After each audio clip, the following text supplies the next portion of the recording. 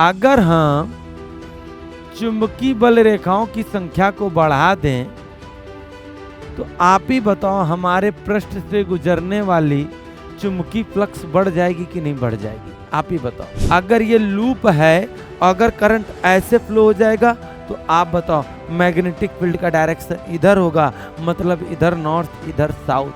देखो ये करंट कितनी कलाकार है, करंट इतनी कलाकार है। जब चुंबक पास आ रहा था, coefficient of self induction is equal to the induced EMF produced in the coil when the rate of change of flowing current in the coil is 1 ampere per second। कैसन बाड़ा लोग, तो उम्मीद होगा सभी बच्चे मस्त होंगे, तंदुरुस्त होंगे और अच्छी तरीके से पढ़ भी रहे होंगे। तो प्यारे बच्चों, हम लोगों ने एक सीरीज स्टार्ट करी जिसका नाम है हुंकार बैच, दहाड़ भी बोल सकते हो, और हम लोगों ने इसमें अच्छे अच्छे टॉपिक्स को कवर किया। अभी और भी सीरीज है ही है, बट अब तक हम लोगों ने अगर बात करें तो हम लोगों ने 5 चैप्टर्स को क्लोज कर दिया है। आज बात हो रही छठे चैप्टर इलेक्ट्रोमैग्नेटिक इंडक्शन के बारे में।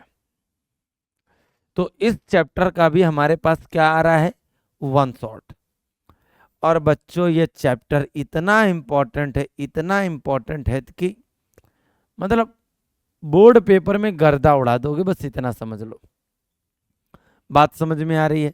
तो इसलिए एक एक चीज को बिल्कुल कायदे से और मस्त तरीके से पढ़ना है।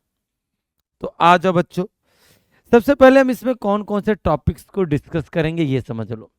हम इसमें सबसे पहले बच्चों बात करेंगे मैग्नेटिक फ्लक्स के बारे में, बात करेंगे फैराडेज लॉ के बारे में, और भैया बहुत ही इंपॉर्टेंट चैप्टर है, इसलिए हर एक चीज को बिल्कुल आराम से पढ़ोगे और अच्छे तरीके से पढ़ोगे। आवा बाबू लोग, सबसे पहले हम लोग बात करेंगे मैग्नेटिक फ्लक्स। पहले हम पढ़ेंगे, लेकिन पहले हम समझे तो क्या होता है चुंबकीय फ्लक्स। एक एक चीज को बिल्कुल मस्त तरीके से समझना है। अच्छा, समझो बच्चों कि ये कोई एक सरफेस है, ये कोई एक पृष्ठ है, ठीक है, और ये कोई मैग्नेटिक फील्ड लाइंस है। सभी बच्चे बिल्कुल मतलब ऐसा लगे कि हाँ मेरे प्यारे बच्चे पढ़ने आए हैं और पढ़ के जा रहे हैं, बस हमें इतना मतलब है, समझ ना? हाँ, इसलिए एक एक बच्चा एक एक चीज को बिल्कुल आराम से और जबरदस्त तरीके से पढ़ेगा, बस बात खत्म, पैसा हजम। आओ बच्चों, ये कोई एक सरफेस है बच्चों जो कि एक मैग्नेटिक फील्ड में रखा हुआ है। ये एक सरफेस है जो कि एक मैग्नेटिक फील्ड में रखा है, और ये मैग्नेटिक फील्ड लाइंस इस सरफेस से होकर जा रही हैं। ये चुंबकीय बल रेखाएं इस सरफेस से होकर जा रही हैं, इस पृष्ठ से होकर जा रही हैं। और जब चुंबकीय बल रेखाएं किसी पृष्ठ से होकर जाती हैं ना बच्चा लोग, तो एक्चुअली में उसी को चुंबकीय फ्लक्स कहते हैं। मीन्स अगर मैग्नेटिक फ्लक्स की डेफिनेशन देना चाहें तो हम ऐसे दे सकते हैं, द नंबर ऑफ, ध्यान से सुनिएगा, the number of magnetic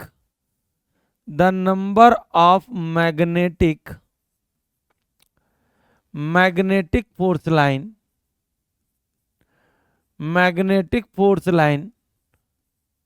passing through the magnetic force line passing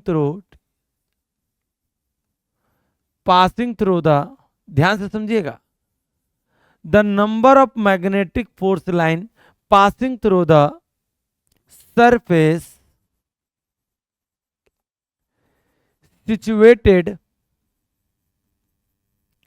situated in magnetic field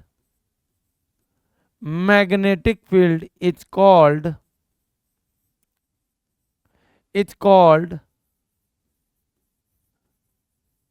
magnetic flux. क्या बात है, मतलब गर्दा उड़ा दिया तुम लोग, बिल्कुल अच्छी तरीके से समझना है। मतलब समझो तो हमने क्या बोला? अब आप ही लोग जरा सोच कर बताओ, इस समय 1 गो 2 गो 3 गो 4 गो, चारे गो तो लाइन ऐसे पास हो रही है। तो हम बहुत सीधी सी बात बोले हैं बच्चा लोग, जरा ध्यान से सुनो। चुंबकीय क्षेत्र में, चुंबकीय क्षेत्र में स्थित पृष्ठ से गुजरने वाली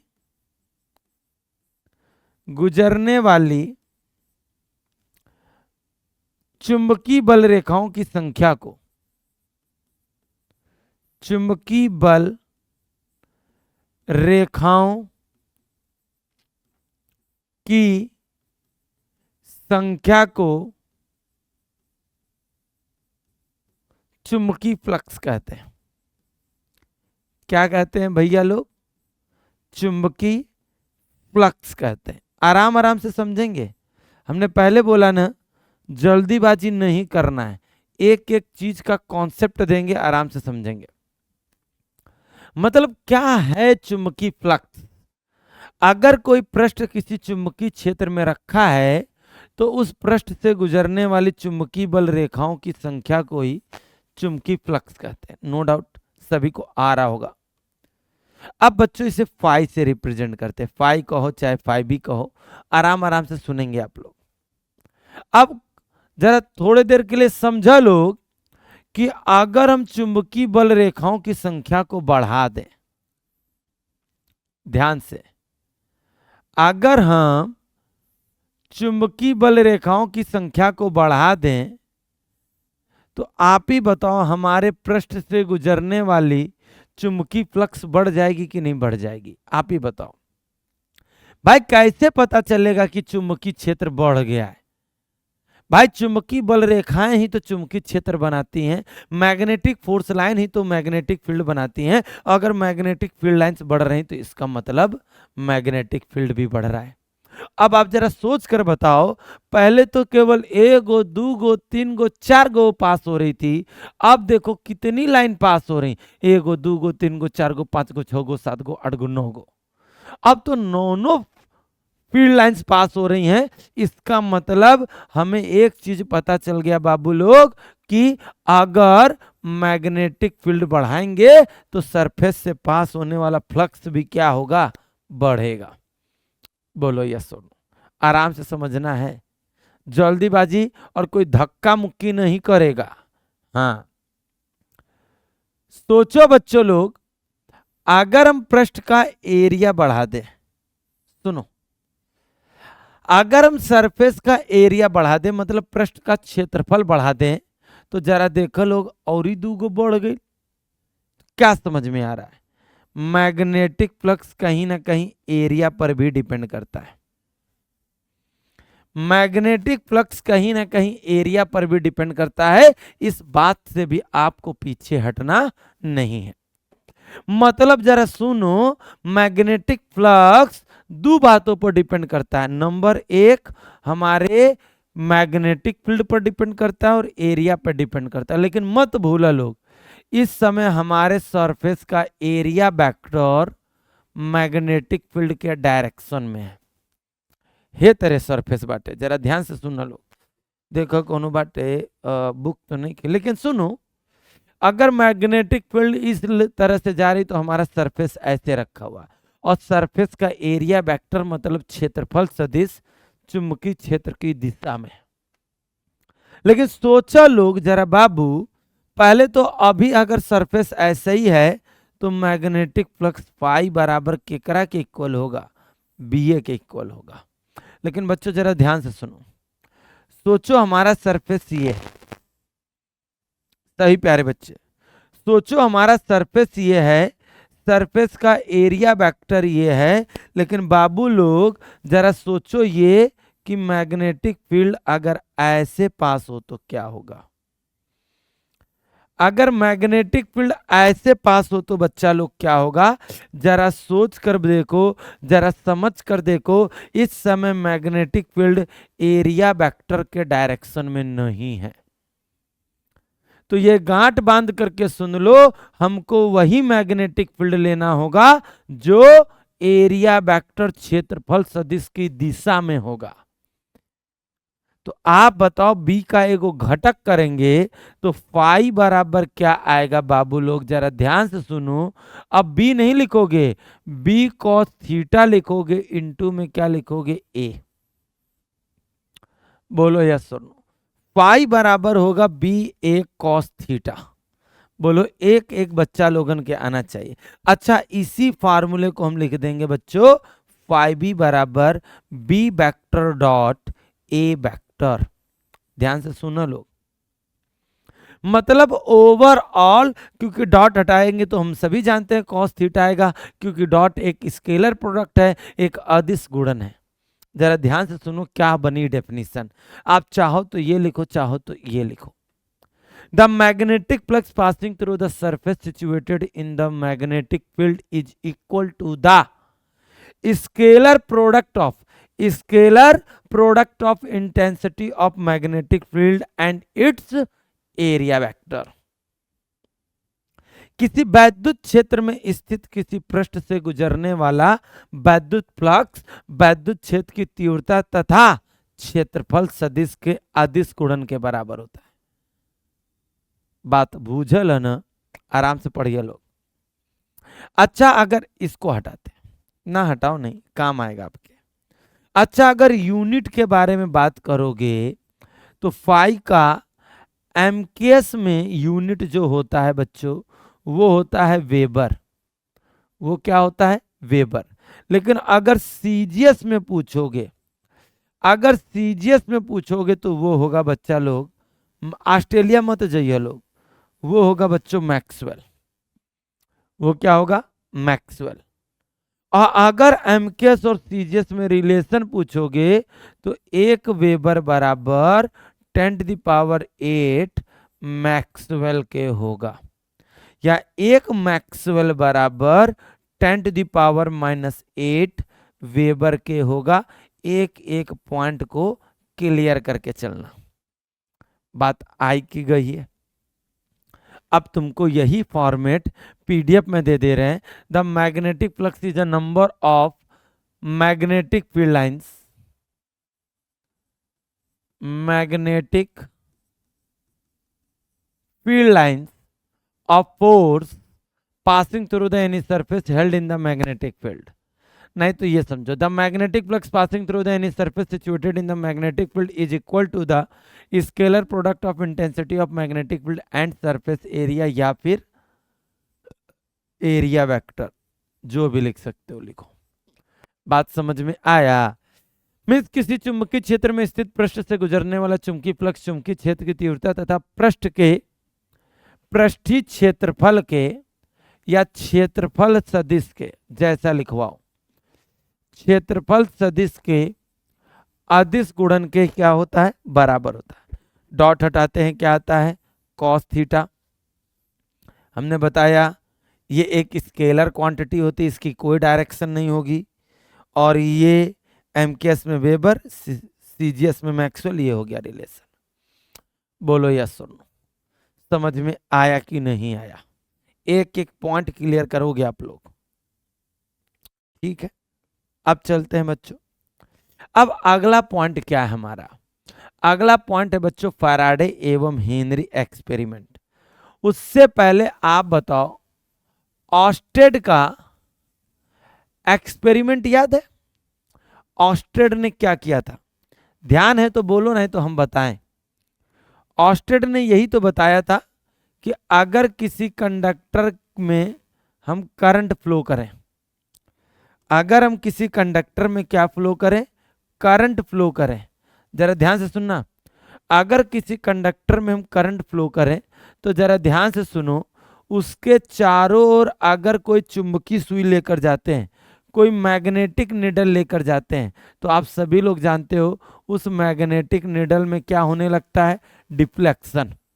मतलब सुई घूमे लागेला, सुई विक्षेपित होने लगती है, डिफ्लेक्ट होने लगती है।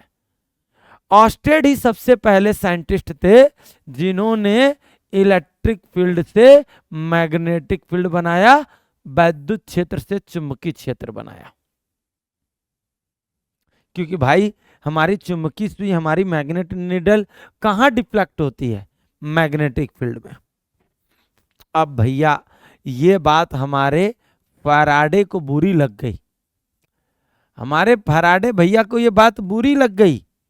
इन्होंने कहा ऐसे कैसे हो सकता है? अगर इलेक्ट्रिक फील्ड मैग्नेटिक फील्ड बना सकती है तो मैग्नेटिक फील्ड भी इलेक्ट्रिक फील्ड बनाएगी, डेफिनेटली बनाएगी। तो सवाल उठता है, अगर मैग्नेटिक फील्ड इलेक्ट्रिक फील्ड बना रही है, ध्यान से सुनो, मैग्नेटिक फील्ड अगर इलेक्ट्रिक फील्ड बना रही है, जरा ध्यान से सुनना, तो कैसे बनाएगी? अब इसके लिए हमारे फैराडे भैया ने बहुत सारे एक्सपेरिमेंट किए, बहुत सारे, लेकिन एक भी एक्सपेरिमेंट सक्सेसफुल नहीं हुए। अब तो ये बहुत बवाल बात, बहुत से एक्सपेरिमेंट कर डाले, कोई एक्सपेरिमेंट सक्सेसफुल नहीं हुआ। एक दिन ये गुस्सा गए भैया, गुस्सा गए। एनसीईआरटी की कहानी सुना रहे, अब ये मत कहने लगा ना गुरुजी आप वहीं पर थे क्या। एक दिन ये गुस्सा गए भैया, और गुस्साए तो पता है क्या किए? अपने हाथ में रखा हुआ मैग्नेट वहीं पर टेबल में रखी एक कॉइल के पास फेंक दिया, वहीं पर रखी एक कॉइल के पास फेंक दिया, जो रे होने जो, हाँ ऐसे फेंक दिया। तो उन्होंने क्या देखा कि उस कॉइल में लगी गैल्वेनोमीटर, मतलब धारा मापी में क्या आ गया? विक्षेप हो गया, सुई हिल गई। अब सुई तो तभी हिलेगी जब इसमें क्या बही होगी? धारा। क्या बात है, इन्होंने मतलब भगवान की देन समझो, इनकी मेहनत सफल हुई। एक लक बाई चांस के कारण ही सक्सेस हुई, लेकिन सक्सेस तो हुई ना। तो जरा सुनो मेरे प्यारे बच्चों, कैसे सक्सेस हुई। इन्होंने बताया कि जब कोई मैग्नेट किसी कॉइल के पास गया तो आखिरकार हुआ क्या उस दिन। उन्होंने बताया कि आप सभी लोग जानते हो मैग्नेट के नॉर्थ पोल से निकलती है magnetic force lines, magnetic force lines निकलती है। जरा सभी प्यारे बच्चे जरा गौर करेंगे, इन्होंने क्या बोला? मैग्नेट से क्या निकलती है? Magnetic force line. जरा ध्यान से सुनना सभी प्यारे बच्चों, इन्होंने क्या बोला कि जब किसी चुंबक और कुंडली के मध्य सापेक्षिक गति होती है, रिलेटिव मोशन होता है, मतलब कॉइल को या तो मैग्नेट के पास ले जाओ या मैग्नेट को कॉइल के पास ले जाओ, तो आप बताओ अभी दूर होगी तो हो सकता है एक ही फोर्स लाइन पास हो रही हो। जैसे जैसे पास लाएंगे तो कॉइल से पास होने वाला फ्लक्स बढ़ेगा। क्यों? फ्लक्स किसे कहते हैं? कॉइल से जितने ज्यादा फोर्स लाइंस गुजरेंगी उतना ही ज्यादा उससे फ्लक्स भी गुजरेगा। ध्यान से समझिएगा सभी प्यारे बच्चे। तो मतलब इन्होंने ये बोला कि जब कोई कुंडली के पास जब कोई चुंबक जाता है तो उससे पास होने वाला फ्लक्स लगातार क्या होने लगता है? चेंज होने लगता है, चुंबकीय फ्लक्स परिवर्तित होने लगता है, और उस परिवर्तन के कारण इसमें एक धारा बहने लगती है। और ये धारा एगो लड़की के समान होता है, बड़ी गद्दार धारा है ये, बताएंगे क्यों। एक्चुअली में ये धारा ऐसी धारा उत्पन्न होती है जो कि इस कुंडली के आने का क्या करती है? विरोध करती। इस धारा तो बाबू लोग हम लोग इंड्यूस्ड करंट कहते हैं। क्या कहते हैं? Induced current. इसको हम लोग बोलते हैं बच्चों प्रेरित धारा। आराम आराम से समझिएगा, एक एक बच्चा समझेगा,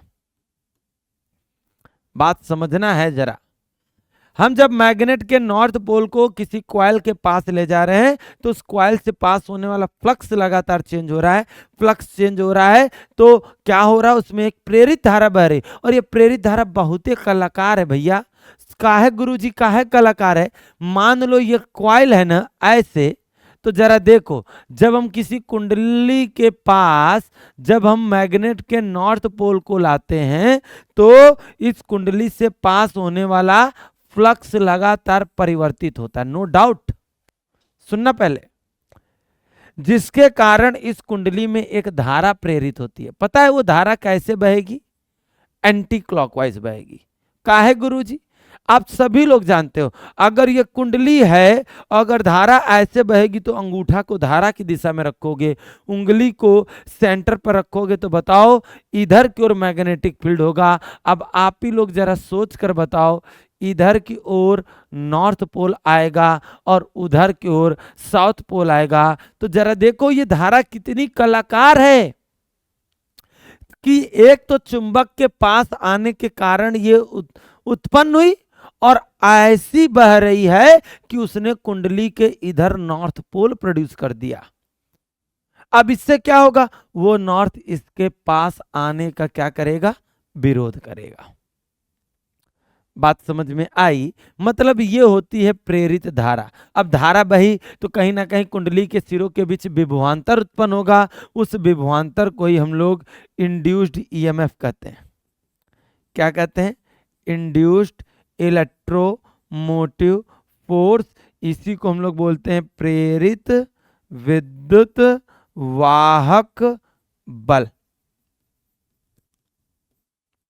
समझना सभी प्यारे बच्चे, स्मॉल ई से प्रदर्शित करते हैं। अब कोई लड़का कहे, ए गुरुजी जरा सुनो, अगर हम किसी, लड़का तो पूछेगा भाई, अब लड़का कह रहा है मान लो गुरुजी कि अब हम चुंबक के नॉर्थ पोल को उसके पास से नहीं ला रहे, हम दूर लेके जा रहे हैं। ए बाबू, दूर लेकर जाओगे ना तो अब मैग्नेटिक फोर्स लाइंस कम होने लगेंगी, और कम होने लगेंगी, कुल मिला के फ्लक्स अब भी चेंज हो रहा होगा। अगर चेंज हो रहा होगा तो अब भी करंट फ्लो होगी, लेकिन अब करंट अपोजिट डायरेक्शन में फ्लो हो जाएगी। मतलब पास लाओगे तो करंट एंटी क्लॉकवाइज फ्लो होगी, और जब दूर ले जाओगे तो क्लॉकवाइज। सर जी काहे? पूछो काहे गुरुजी, कमेंट बॉक्स करो काहे गुरुजी। तो सुनो बच्चों, एक्चुअली में अगर किसी लूप के पास किसी चुंबक को हम दूर लेकर जा रहे हैं नॉर्थ पोल को, तो इसका फ्लक्स चेंज होगा, नो डाउट बच्चों, फ्लक्स तो चेंज होगा, लेकिन इसमें एक ऐसी करंट फ्लो होगी जिसका डायरेक्शन क्लॉकवाइज होगा। मतलब जरा सुनो, अगर ये लूप है, अगर करंट ऐसे फ्लो हो जाएगा तो आप बताओ मैग्नेटिक फील्ड का डायरेक्शन इधर होगा, मतलब इधर नॉर्थ इधर साउथ। देखो ये करंट कितनी कलाकार है, करंट इतनी कलाकार है, जब चुंबक पास आ रहा था तो कह रही मत आओ मत आओ मत आओ, क्योंकि हमने इधर नॉर्थ पोल प्रोड्यूस करेंगे, और जब चुंबक दूर जा रहा है तो ये करंट दूर नहीं जा रहा है, इधर साउथ उत्पन्न कर दे रहा, कह रहा है पास आओ पास आओ। तो मैग्नेटवा तो बहुत परेशान हो गया, लेकिन करंट एगो लड़की की तरह है। कैसे गुरुजी? जब वो मैग्नेट पास आ रहा है तो कह रहा है मत आओ मत आओ, और जब दूर जा रहा है तो मत जाओ मत जाओ। तो चुंबक पूछ रहा है तो क्या करें, ना पास आने दे रही हो ना दूर जाने दे रही हो। तो पता है करंट ने क्या जवाब दिया? करंट ने जवाब दिया, एगो काम करोगे? तो मैग्नेट पूछता है क्या? तो कहता है बस मेरे चारों ओर चक्कर लगाओ, क्योंकि जानती है वो, मेरे जब तक तुम चक्कर लगाओगे तभी तक मेरी वैल्यू है। क्यों? जब तक चक्कर लगाओगे तब तक ही फ्लक्स चेंज होगा, और फ्लक्स चेंज होगा तो करंट फ्लो होगी।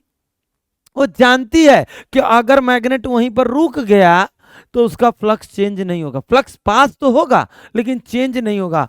आई तो फ्लक्स के चेंज होने के कारण उत्पन्न हो रही है। बात बहुत गौर से समझिएगा, एक एक मतलब बात इंपॉर्टेंट है, बिल्कुल कान में सुनते ही हो जानी चाहिए बातें।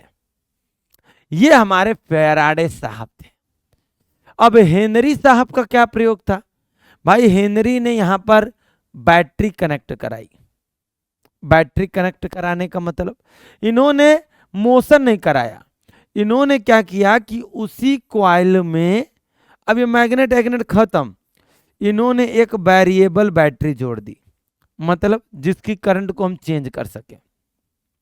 अब आप बताओ ये बैटरी करंट फ्लो करेगी, तो आप बताओ इसमें मैग्नेटिक फील्ड प्रोड्यूस हो जाएगा। मैग्नेटिक फील्ड प्रोड्यूस हो जाए तो मैग्नेटिक फील्ड लाइन्स निकलेंगी। मैग्नेटिक फील्ड लाइन्स जब इस कॉइल से जाएंगी तो मैग्नेटिक फ्लक्स पास होगा। अब तुम ही सोचो, अगर ये करंट चेंज होगी तो इस कॉइल से चेंज होने वाला फ्लक्स भी चेंज होगा। अब आप बताओ, इसमें एक करंट फ्लो होगी, उस करंट को ही हम लोग इंड्यूस्ड करंट कहेंगे, और वो करंट इस मेन करंट के अपोजिट फ्लो होगी।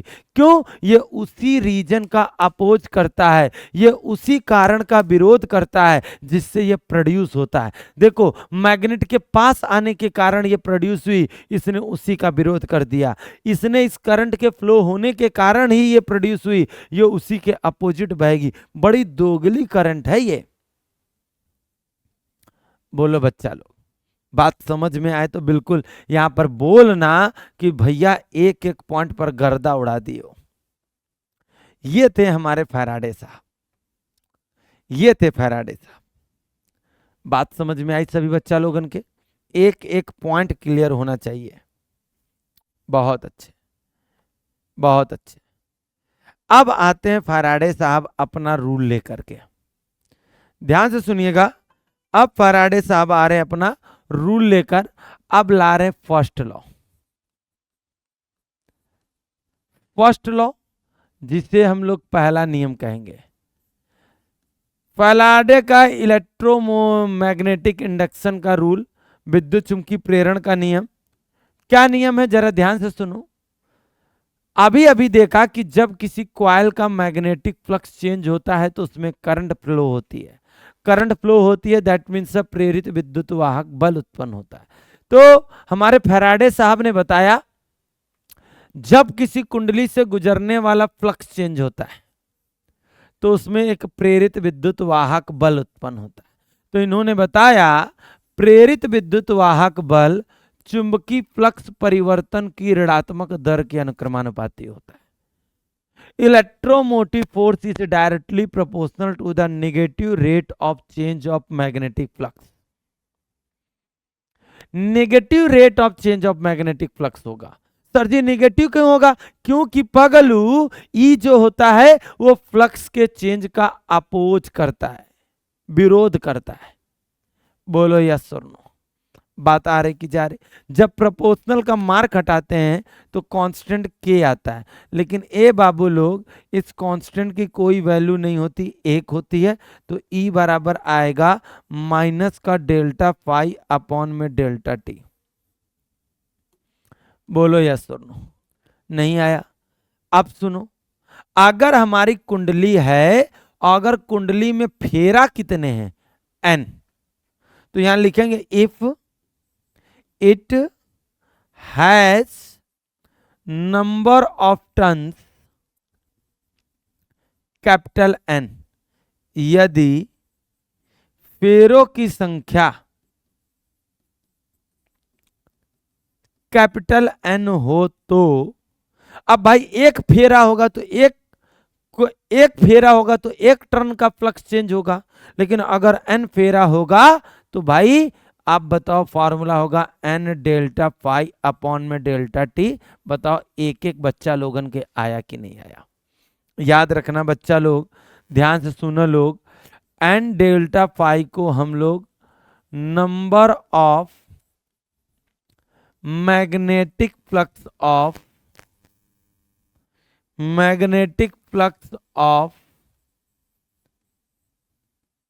लिंकेज कहते हैं। मतलब इसी को बोलते हैं बच्चों चुंबकीय फ्लक्स ग्रंथिकाओं की संख्या। ग्रंथिकाओं की संख्या। क्या बात है, क्या बात है। मजा ना आए तो बात की बात। ध्यान से सुनना प्यारे बच्चों, क्या बोला हमने? फर्स्ट लॉ के अकॉर्डिंग क्या बात करी, जरा ध्यान से सुनो। हमने बोला the induced EMF produced in the coil is directly proportional to the negative rate of change of magnetic flux. इन्हें देख लो, when the magnetic flux through the circuit या through the coil is change in an induced EMF is set up in the circuit, और coil जो भी लिखो, ठीक है, whose magnitude is directly proportional to the relative rate of change of magnetic flux। सब कुछ same है। हिंदियों में पढ़ ल जा, जब किसी, ये वाले आर्टिकल नहीं लिखेंगे, समझे ना, ये वाला आर्टिकल नहीं। जब किसी कुंडली से गुजरने वाले चुंबकीय फ्लक्स के मान में परिवर्तन होता है, जब किसी कुंडली से गुजरने वाले चुंबकीय फ्लक्स के मान में परिवर्तन होता है, रुको ज्यादा रंगबाजी दिखा रहा हमसे, देखो दिखा लेने दो भाई, ये नहीं लिखोगे, सही भी है लेकिन नहीं लिखोगे, अभी हमने इसके बारे में कुछ डिस्कस नहीं किया, इसलिए क्या आया, हमने बोला जब कुंडली से गुजरने वाले चुंबकीय फ्लक्स के मान में परिवर्तन होता है तो उसमें एक प्रेरित विद्युत वाहक बल उत्पन्न हो जाता है। उत्पन्न प्रेरित विद्युत वाहक बल चुंबकीय फ्लक्स परिवर्तन की ऋणात्मक दर के क्या होता है, अनुक्रमानुपाती होता है। एक एक आर्टिकल को क्लियर करोगे बच्चा लोग, बोलो बात समझ में आई, मजा आएगा भाई। अब देखो प्रोपोर्शनल का मार्क हटाओगे, कांस्टेंट क्या आएगा, के की वैल्यू 1, यदि फेरों की संख्या n हो तो आप बताओ n डेल्टा फाई को चुंबकीय फ्लक्स ग्रंथिकाओं की संख्या कहते हैं, भूलिएगा नहीं, मात्रक वेबर टर्न होता है, नहीं भी पढ़ोगे तो भी चलेगा। लेकिन सेकंड रूल समझो क्या होता है, द इंड्यूस्ड ईएमएफ और induced current always oppose the cause that produced it. प्रेरित धारा और प्रेरित विद्युत वाहक बल सदैव उस कारण का विरोध करता है जिससे यह क्या होता है, स्वयं उत्पन्न होता है। एक एक बच्चा लोग, ये पानी देना, एक एक बच्चा लोग बिल्कुल गर्दा उड़ा के समझो लोग, बोलो बच्चों बात समझ में आई, बोलो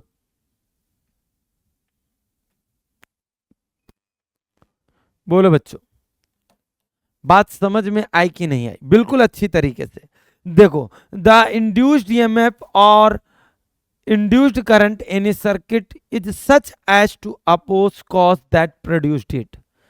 कुंडली में उत्पन्न प्रेरित विद्युत वाहक बल या प्रेरित धारा सदैव उस कारण का विरोध करता है जिससे वह स्वयं उत्पन्न होता है, उत्पन्न होता है, उत्पन्न होता है। ध्यान से सुन लो बच्चों, एन डेल्टा फाई को हम लोग क्या बोलते हैं, चुंबकीय फ्लक्स ग्रंथिकाओं की संख्या। बात समझ में आनी चाहिए, बहुत अच्छी बात। अब यहीं पर आप लोग हमसे पूछोगे प्रेरित धारा का मान बताओ, आप ही लोग हमसे पूछोगे ए गुरुजी हमको इंड्यूस्ड करंट बताओ क्या होती है। प्रेरित धारा मत भूलिए, आप सभी लोग जानते हो I बराबर E अपॉन में R, आई E की वैल्यू है एन डेल्टा फाई अपॉन में डेल्टा टी इंटू में R, यही है प्रेरित धारा। बोलो अगर प्रेरित धारा ये है तो जरा ध्यान से सुनिएगा सारे प्यारे बच्चों, सारे प्यारे बच्चों सुनिएगा, अगर प्रेरित धारा ये है तो I बराबर E अपॉन R, E की वैल्यू अभी तो निकाले हो माइनस का एन डेल्टा फाई अपॉन में डेल्टा टी। बोलो प्यारे बच्चों, एक एक पॉइंट को क्लियर करेंगे। अगर प्रेरित धारा समझ में आ गई है, अगर प्रेरित धारा समझ में आ गई तो अब पूछा जाएगा इंड्यूस्ड चार्ज बताओ भैया, इंड्यूस्ड चार्ज। अब अगर आपसे पूछा जाए प्रेरित आवेश क्या होगा तो बच्चा लोग कैसे बोलोगे प्रेरित आवेश, Q बराबर क्या होता है, I इंटू में डेल्टा टी, Q बराबर I की वैल्यू क्या निकाले हो, I की वैल्यू क्या निकाले हो, N डेल्टा पाई। सर जी माइनस लेके चलना है, अरे पगला रटना नहीं है, ले हटा दिया सर जी, काहे हटा दिया, हम यहां पर ऐसे भी लिख सकते हैं E का मैग्नीट्यूड ले रहे हैं, E का परिमाण ले रहे हैं, बुझे। तो आप बताओ I की वैल्यू क्या है, एन डेल्टा फाई अपॉन में डेल्टा टी इंटू में R इंटू में डेल्टा टी, दिस से दिस कैंसिल, तो आप बताओ एन डेल्टा फाई अपॉन में R होगा। ये है प्रेरित आवेश, ये क्या है, प्रेरित आवेश, ये है Q इज टू में I इंटू में डेल्टा टी, I की वैल्यू रखो, कैंसिल करोगे तो बताओ प्रेरित आवेश आया कि नहीं आया। पूरा कॉन्सेप्ट समझ लेना, बहुत इंपॉर्टेंट है ये चीज। बहुत अच्छी बात, बहुत अच्छी बात गुरुजी, बिल्कुल अच्छी तरीके से क्लियर है। अब क्लियर है तो आगे बढ़ते हैं। अब थोड़ा सा मैटर समझने वाला रहेगा। क्षण के सिरों के बीच उत्पन्न प्रेरित विद्युत वाहक बल के लिए व्यंजक electromotive force produced in of the rod. ध्यान से पढ़ना बच्चों। मान लेते हैं कि बच्चों कोई बी इंटेंसिटी का एक मैग्नेटिक फील्ड है। मान लो कोई बी इंटेंसिटी का एक क्या है, मैग्नेटिक फील्ड है। बी इंटेंसिटी का एक मैग्नेटिक फील्ड है, बी तीव्रता का एक चुंबकीय क्षेत्र। सभी प्यारे बच्चे मतलब बिल्कुल अच्छी तरीके से समझेंगे, अच्छा सा प्रूवमेंट है और मैं चाहूंगा कि सारे प्यारे बच्चों को समझ में आए, चाहूंगा मैं ये। मान लो बच्चों ये कोई एल लंबाई की एक कंडक्टर रॉड है जो कि इस मैग्नेटिक फील्ड में वी वेलोसिटी के साथ एंटर करती है। ध्यान से पढ़िएगा, हमने क्या बोला, ये बी तीव्रता का, ये एक बी तीव्रता का बी इंटेंसिटी का एक मैग्नेटिक फील्ड है। क्रॉस ये बताता है कि मैग्नेटिक फील्ड प्लेन के परपेंडिकुलर अंदर की ओर है, तल के लंबवत अंदर की ओर है। एक एक चीज पर फोकस करेंगे। हमने क्या बोला बच्चा लोग, ये कोई बी तीव्रता का एक चुंबकीय क्षेत्र है जिसमें कोई एल लेंथ की एक कंडक्टर वायर है या कंडक्टर है जो कि वी वेलोसिटी वी वेग के साथ मैग्नेटिक फील्ड में एंटर करती। अच्छा ये कंडक्टर है तो बाबू लोग बताओ इसमें क्या होंगे, इसमें गुरुजी फ्री इलेक्ट्रॉन होंगे। बिल्कुल सही सोचे। अब तुम लोग सोच कर बताओ, जब ये अंदर एंटर करेगा तो मैग्नेटिक फील्ड अंदर की ओर, अब इलेक्ट्रॉन का डायरेक्शन इधर की ओर होगा तो करंट हम अपोजिट दिखाएंगे। तो बताओ इन इलेक्ट्रॉनों पर जो फोर्स लगेगा वो नीचे की ओर लगेगा कि नहीं लगेगा, और वो कोई और फोर्स नहीं मैग्नेटिक फोर्स होगा। बच्चा लोग बोलो मैग्नेटिक फोर्स होगा कि नहीं होगा। बहुत आराम से समझो, जल्दीबाजी नहीं है। लिखेंगे द मैग्नेटिक फोर्स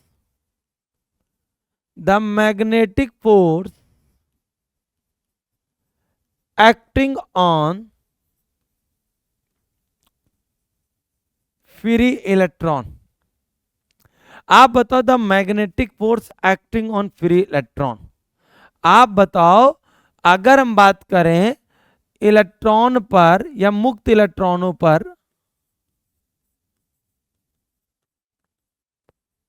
लगने वाला चुंबकीय बल क्या होगा। ए बाबू लोग चुंबकीय बल क्या होगा, जरा आराम से सोच कर बताना। मैग्नेटिक फोर्स क्या होगा, एफ बराबर Q V B sine theta, यही तो पढ़े हो, बट थीटा 90 होगा। इलेक्ट्रॉन है तो इलेक्ट्रॉन का आवेश ई होगा, वी होगा, बी होगा, और इक्वेशन नंबर फर्स्ट बना दोगे। सर 90 क्यों होगा, अरे पगला वी का डायरेक्शन इधर है और मैग्नेटिक फील्ड अंदर क्यों है। बताओ एंगल कितना बनेगा, 90 डिग्री ही तो बनेगा। बोलो प्यारे बच्चों, एक एक पॉइंट को क्लियर करोगे। ए बाबा अब हमारे कुछ बबनी लोग कह रही होंगी ए गुरुजी थोड़ा सा क्लास में इंटरेस्ट बनाओ, सर जी थोड़ा सा साड़ी पहन कर आओ, सड़िया पहन कर आओ, मरून कलर सड़िया। तो ना होगा ना बेटा, चुपचाप पढ़ाई होगी ना। आप बताओ मैग्नेटिक फील्ड के कारण इन इलेक्ट्रॉनों पर एक मैग्नेटिक फोर्स वर्क करेगा। अब ध्यान से समझना अगर पढ़ने आए हो तो। अब तुम ही लोग जरा प्यारे बच्चे सोच कर बताओ, अगर मैग्नेटिक फोर्स लगेगा तो ये सारे इलेक्ट्रॉन एक ओर जाने लगेंगे। अब अगर इलेक्ट्रॉन इधर से इधर आने लगेंगे तो यहां पर पॉजिटिव चार्ज बढ़ता जाएगा, यहां पर नेगेटिव चार्ज बढ़ता जाएगा। तो सुनो, जब इलेक्ट्रॉन इधर आने लगेंगे तो एक सिरा क्या हो जाएगा, पॉजिटिव, एक सिरा क्या होने लगेगा, नेगेटिव। तो कहीं ना कहीं रॉड के भीतर एक इलेक्ट्रिक फील्ड जनरेट होने लगा है, एक वैद्युत क्षेत्र उत्पन्न होने लगा है। क्यों क्यों, एक सिरा पॉजिटिव एक सिरा नेगेटिव होने लगा। तो आप बताओ अब इलेक्ट्रिक फील्ड भी जनरेट होने लगा।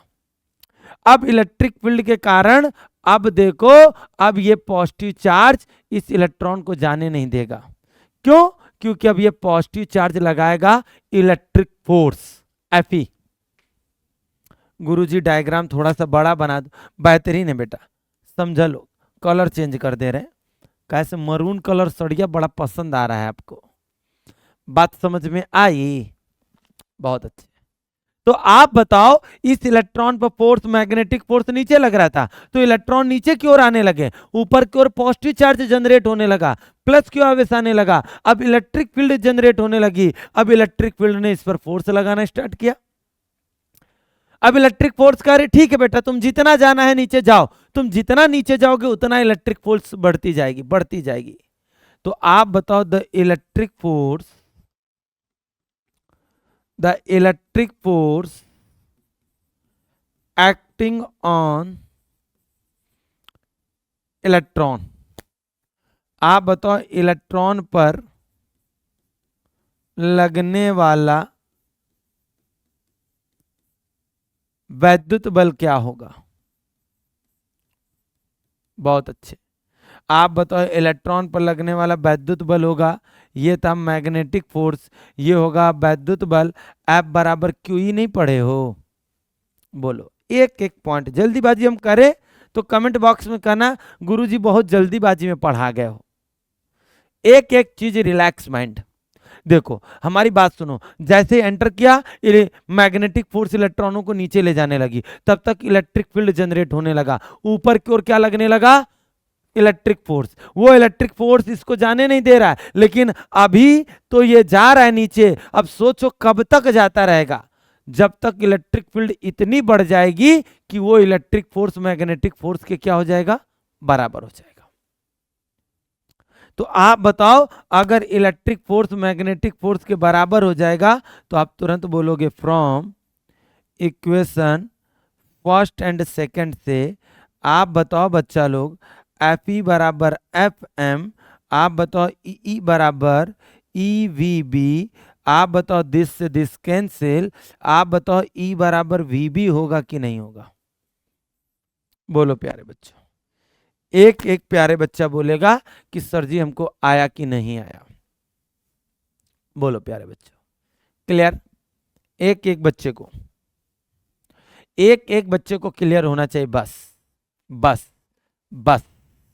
वाह भाई वाह, वाह भाई वाह, वाह भाई वाह।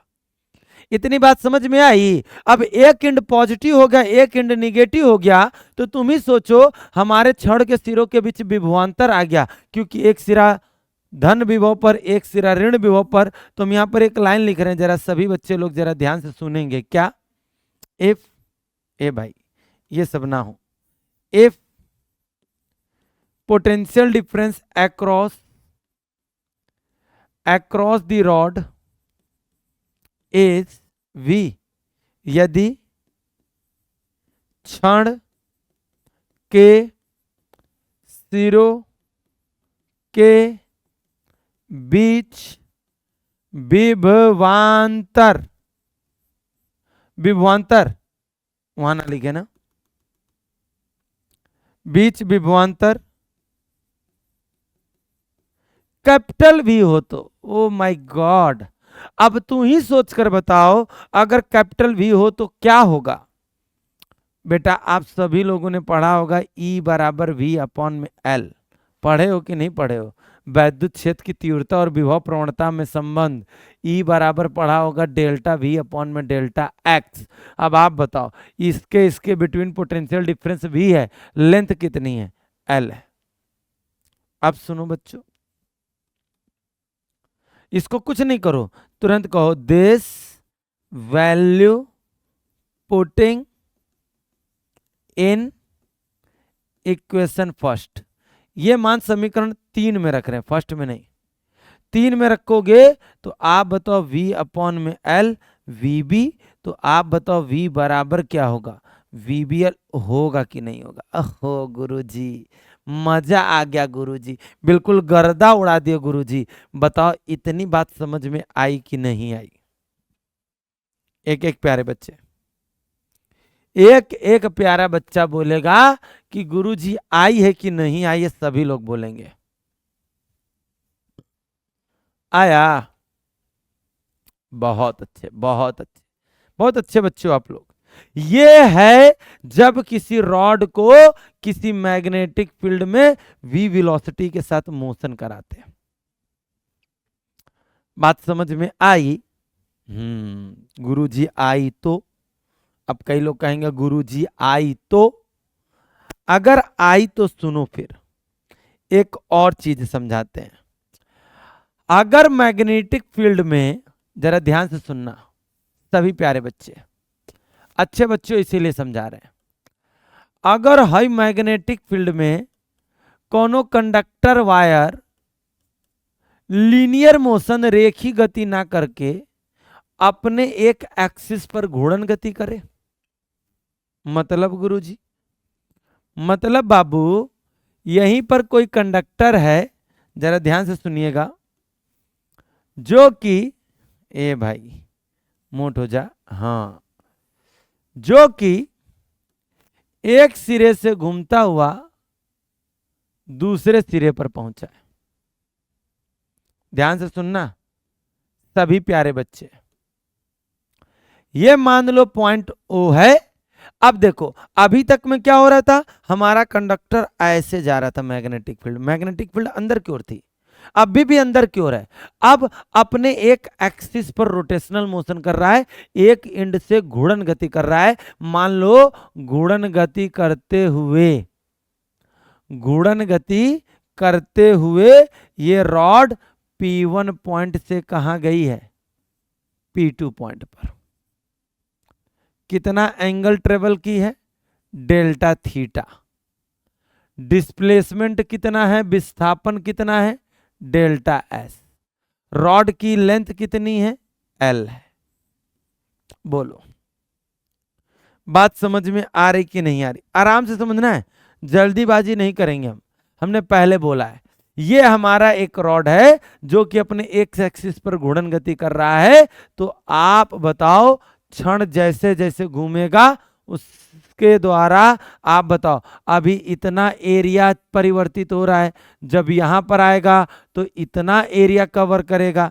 तो जरा ध्यान से सुनो लोग, एक एक बच्चा लोग अगर पढ़ रहे हो तो, क्षण द्वारा तय किया गया अगर क्षेत्रफल पूछें तो क्षेत्रफल बराबर होता है हाफ लंब, लंब होगा कोण के सामने वाली भुजा और आधार होगा एल।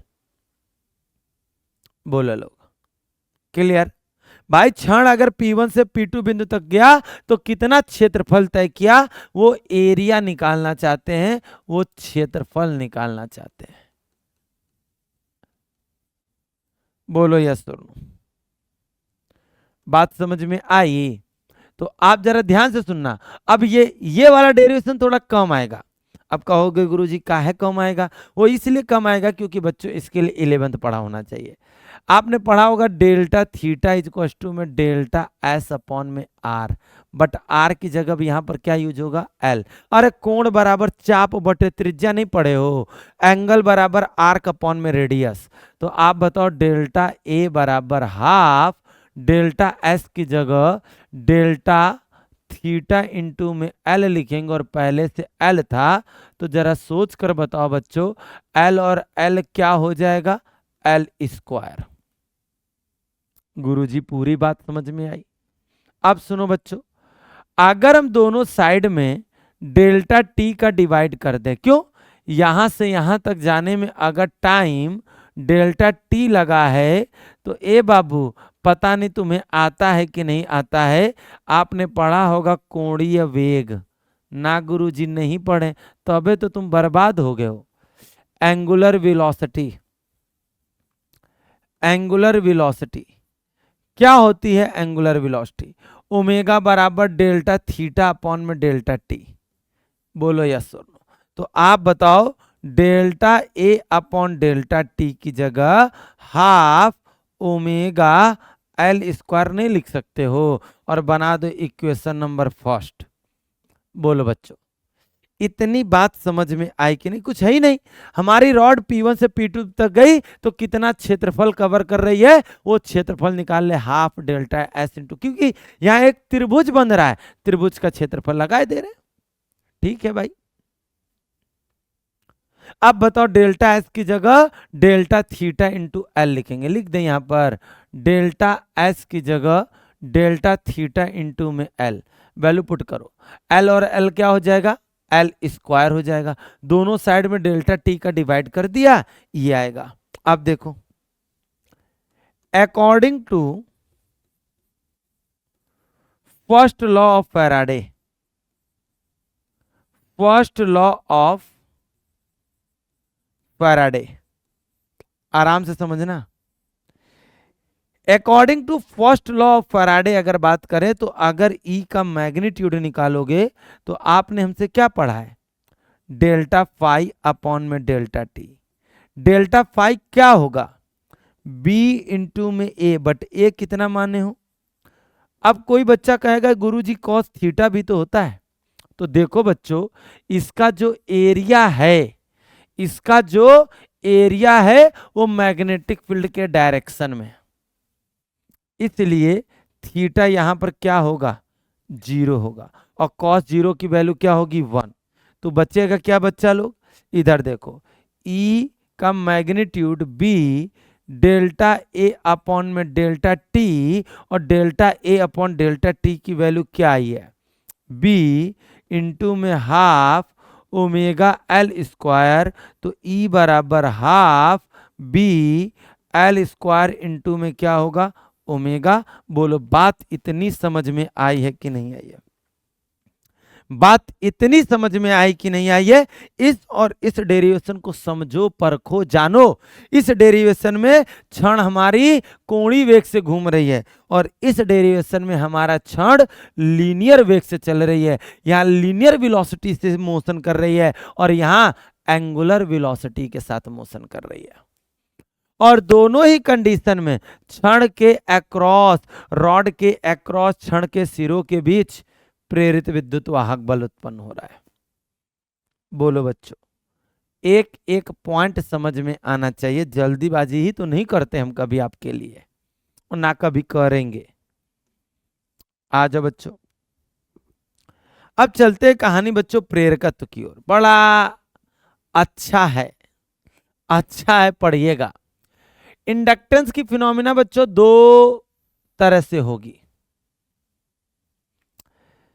सबसे पहली बात तो आपको समझना चाहिए कि सर इलेक्ट्रोमैग्नेटिक इंडक्शन क्या होता है। इलेक्ट्रोमैग्नेटिक इंडक्शन क्या होता है, कहने का मतलब विद्युत चुंबकीय प्रेरण क्या होता है। विद्युत चुंबकीय प्रेरण क्या होता है, अभी अभी तुमने समझा था, जब किसी कॉइल का फ्लक्स चेंज होता है तो उसमें कहीं ना कहीं करंट या प्रेरित विद्युत वाहक बल उत्पन्न होता है। If change the flux through the coil, then an induced current or induced EMF produced in the coil, this phenomena is called the electromagnetic induction। इस घटना को ही विद्युत चुंबकीय प्रेरण कहते हैं और ये दो टाइप की होती है। एक होता है बच्चा लोग सेल्फ इंडक्शन, सेल्फ इंडक्शन स्वप्रेरण, क्या बोलते हैं, स्वप्रेरण। और एक बच्चा लोग होता है म्यूचुअल इंडक्शन।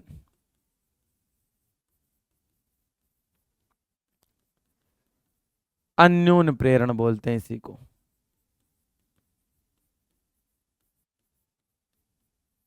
बोलो प्यारे बच्चों, बोलो प्यारे बच्चों, एक बार बोलो प्यारे बच्चों, बात समझ में आई कि नहीं आई प्यारे बच्चों, बहुत अच्छी बात है। अब सवाल उठता है सर को सेल्फ इंडक्शन क्या होता है, म्यूचुअल इंडक्शन क्या होता है। जब इलेक्ट्रोमैग्नेटिक इंडक्शन की फिनोमिना सिंगल कॉइल में होती है, किस में होती है, सिंगल कॉइल में। जब विद्युत चुंबकीय प्रेरण की घटना एक कुंडली में होती है तो उसे कहते हैं हम लोग सेल्फ इंडक्शन। और जब इलेक्ट्रोमैग्नेटिक इंडक्शन की फिनोमिना टू कॉइल में होती है, टू और मोर, टू कॉइल्स में होती है, दो कुंडली में होती है, तो इस फिनोमिना को हम लोग क्या कहेंगे? Mutual induction. आप लिख सकते हो when the phenomena of electromagnetic induction in one coil then this phenomena is called the self induction. When the phenomena of electromagnetic induction in two coils, then this phenomena is called the mutual induction। बात खत्म। बहुत अच्छी बात सभी को समझ में आई? आ गई गुरुजी। अब चलते हैं बच्चों सेल्फ इंडक्शन के बारे में। अब अगर सेल्फ इंडक्शन तो हमने पढ़ लिया है, अब हम पढ़ेंगे बच्चों कोफिशिएंट ऑफ सेल्फ इंडक्शन।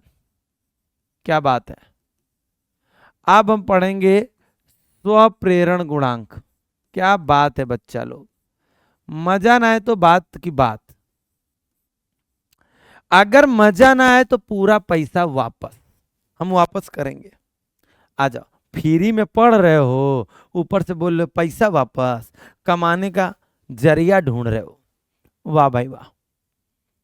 स्वप्रेरण क्या गुणांक होता है, जरा ध्यान से सुनना सभी प्यारे बच्चे, इंपॉर्टेंट होगा, स्टार लगा दे रहे हैं हम आपके लिए। क्या होता है जरा गौर से सुनिएगा। जब किसी कुंडली में, देखो हेनरी ने क्या किया था, मैंने आपको बोला था ना, इन्होंने एक वेरिएबल बैटरी जोड़ दी, मतलब एक धारा नियंत्रक जोड़ दिया, इसे धारा नियंत्रक कहते हैं, जिससे करंट चेंज होगा। करंट चेंज होगा तो इसका फ्लक्स चेंज होगा, जिसके कारण इसमें इंड्यूस्ड करंट फ्लो होगी, प्रेरित धारा बहेगी। छोटा छोटा बना रहे हैं, बड़ी सी चीज आने वाली है ना, प्रेरित धारा बहेगी। ठीक है, अब जरा सुनना हमारे कोएफिशिएंट ऑफ सेल्फ इंडक्शन की डेफिनेशन क्या होगी। जब किसी कुंडली में बहने वाली धारा के मान में परिवर्तन करते हैं तो उस कुंडली से गुजरने वाले चुंबकीय फ्लक्स के मान में भी परिवर्तन होता है। बार बार यही तो पढ़ा रहे हैं। If we change the flowing current in the coil, then the magnetic flux through the coil is continuously changed. Then the number of magnetic flux of linkage is directly proportional to the flowing current। आप ही बताओ, अगर ये current change होगी तो हर turn से पास होने वाला flux change होगा कि नहीं होगा, और इसी को बोलते हैं number of magnetic flux of linkage, इसी को बोलते हैं चुंबकीय फ्लक्स ग्रंथिकाओं की संख्या। जब प्रोपोर्शनल का मार्क हटाते हैं तो कांस्टेंट बबुआ लोग आता है एल। क्या आता है? एल।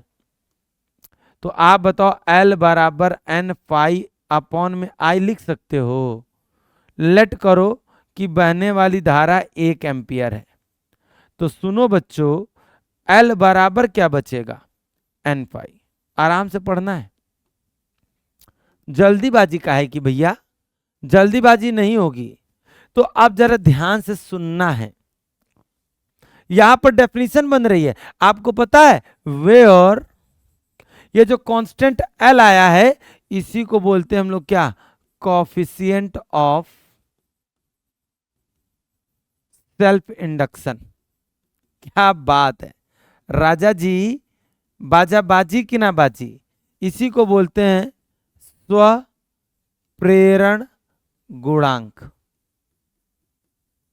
बात समझ में आई कि नहीं आई? एक एक बच्चा समझेगा। एल इज इक्वल टू में होता है बच्चों N phi. L is equal to में क्या होता है? N phi. अब जरा ध्यान से समझना, मीन्स हम बोल सकते हैं द कोएफिशिएंट ऑफ, यहां पर जरा देखो डेफिनेशन दे रहे हैं, the coefficient of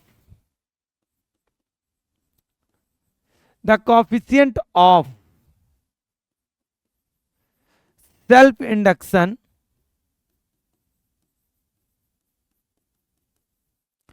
is equal to number of magnetic flux of linkage when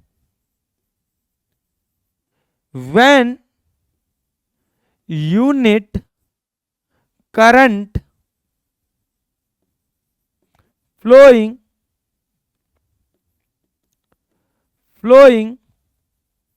through the coil। क्या बात है, आप खुद सोच कर देखो, क्या the number of magnetic flux of linkage is equal to the coefficient of self induction when the unit current flowing through it. बोलो यस और नो। क्या हम बोल रहे हैं,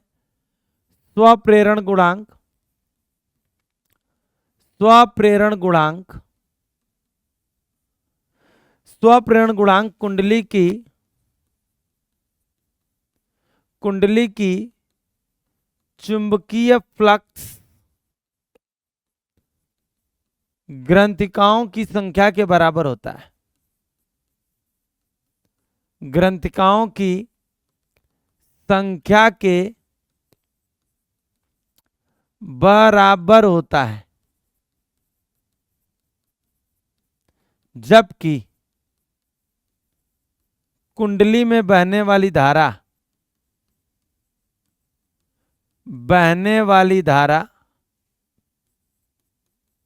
एकांक हो। क्या बात है, मजा आई कि नहीं भाई?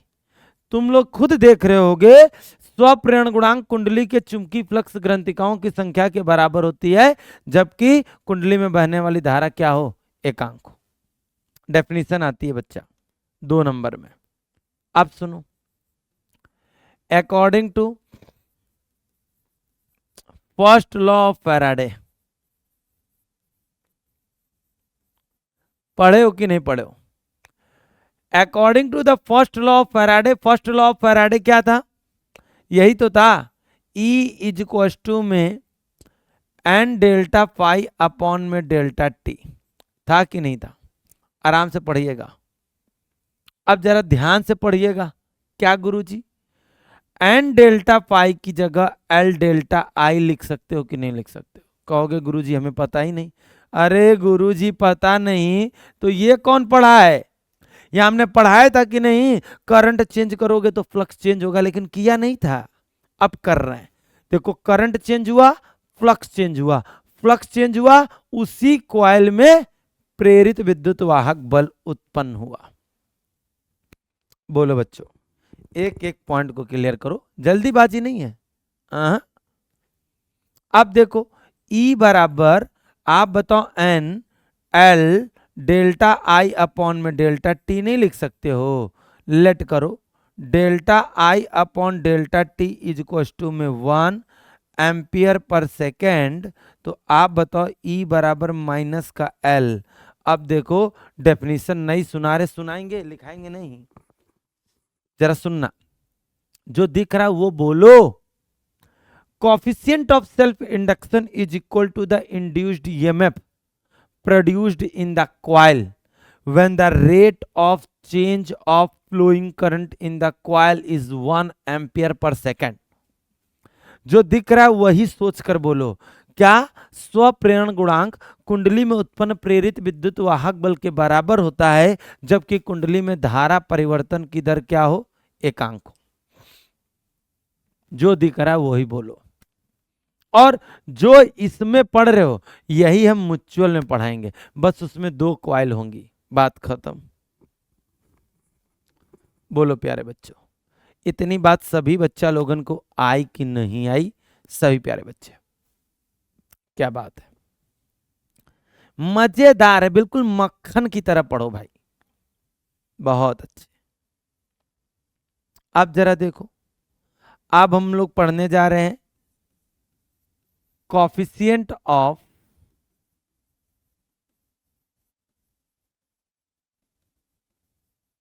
म्यूचुअल इंडक्शन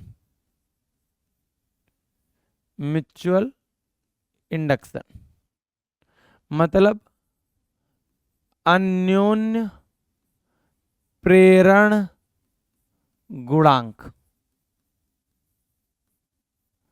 क्या होता है अन्योन्य प्रेरण गुणांक? ध्यान से समझो लोग, अन्योन्य प्रेरण गुणांक क्या होता है, जरा ध्यान से समझो।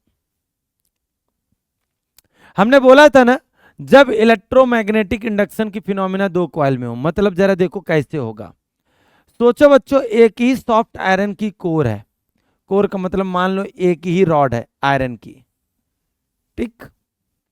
अब जरा ध्यान से सुनना, इसी से हमने एक कॉइल लपेट दी, इससे हमने एक वेरिएबल करंट वाली बैटरी जोड़ दी। अब क्या करें, सुनते जाना। अब इसी रॉड से हमने दूसरी कॉइल भी लगा रखी, लपेट रखी है, इसमें लगा दिया गैल्वेनोमीटर। अब बताओ क्या होगा जब इस करंट को हम चेंज करेंगे। नो डाउट इसमें मैग्नेटिक फील्ड प्रोड्यूस होगा, बट ये रॉड एक ही है, इसलिए जितना मैग्नेटिक फ्लक्स प्रोड्यूस होगा, जितना मैग्नेटिक फील्ड प्रोड्यूस होगा मेरे बाबू लोग, वो दूसरे कॉइल से पास होगा। फर्स्ट कॉइल से तो पास हो रहा है, दूसरे कॉइल से भी फ्लक्स पास होगा। अगर ये करंट चेंज करोगे तो सेकेंडरी कॉइल से पास होने वाला फ्लक्स चेंज होगा कि नहीं होगा। मान लो प्राइमरी कॉइल में नंबर ऑफ टर्न कितने N1, सेकेंडरी कॉइल में नंबर ऑफ टर्न कितने N2, तो आप बताओ प्राइमरी कॉइल की करंट चेंज करोगे तो सेकेंडरी कॉइल का फ्लक्स चेंज होगा कि नहीं होगा। तो हम यही तो लिखेंगे क्या, the number of magnetic flux of linkage of secondary coil is directly proportional to the flowing current in primary coil। नहीं आया। अरे देखो यार, द्वितीय कुंडली की चुंबकीय फ्लक्स ग्रंथिकाओं की संख्या प्राथमिक कुंडली में बहने वाली धारा के अनुक्रमानुपाती होगी। पूछो क्यों? क्योंकि अगर हम प्राइमरी कॉइल की करंट को चेंज करेंगे तो सेकेंडरी कॉइल का फ्लक्स चेंज होगा। बोलो क्लियर? बिल्कुल, गर्दा उड़ा के समझना है। ए बाबू लोग जरा देखो, N2 φ2 प्रोपोर्शनल का मार्क हटाओगे तो पता है क्या आएगा, M। पता है क्या आएगा, M। याद रखिएगा, अगर L की यूनिट पूछी जाए, यूनिट ऑफ L, तो याद रखिएगा बबुआ लोग, इसकी यूनिट हेनरी होती है। क्या होती है? हेनरी। बता दे रहे हैं। अच्छा, यहां पर जो M आया है, M को ही कहते हैं कोफिशिएंट ऑफ म्यूचुअल इंडक्शन। तो आप बताओ M बराबर क्या होगा, N2 φ2 अपॉन में I1 होगा। बोलो बात आई है कि गई है? अब जरा देखो, लेट करेंगे I1 की value 1 ampere.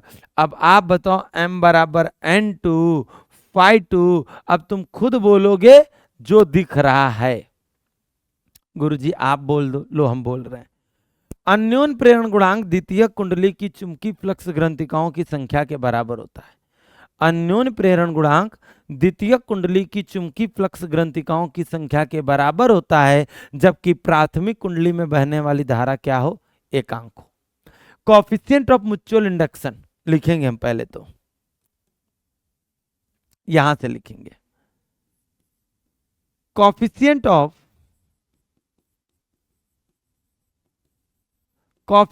Mutual induction,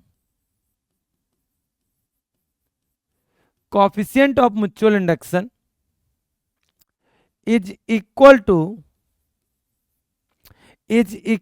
number of, just उसी तरह होगी, number of magnetic flux of linkage of secondary coil when unit current through the primary coil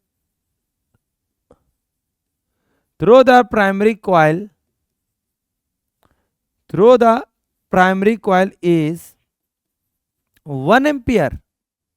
देख लो बच्चों, डेफिनेशन वैसे ही है जैसा मैंने उस समय लिखवाया है, बस इसमें और उसमें डिफरेंस क्या है। कोई बच्चा पूछेगा सर जी डिफरेंस क्या है, तो मेरे बाबू डिफरेंस केवल इतना है कि उसमें एक सिंगल कॉइल है, इसमें क्या है, डबल कॉइल है। बोलो बात समझ में आई? मतलब आप अगर हिंदी में समझना चाहते हो तो सुनो, क्या है अन्योन प्रेरण गुणांक अन्योन प्रेरण गुणांक द्वितीयक कुंडली के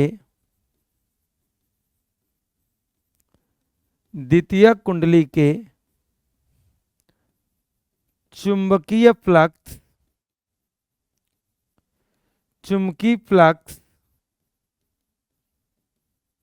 ग्रंथिकाओं के संख्या के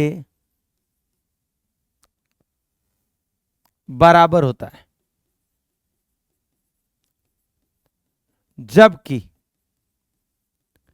जबकि प्राथमिक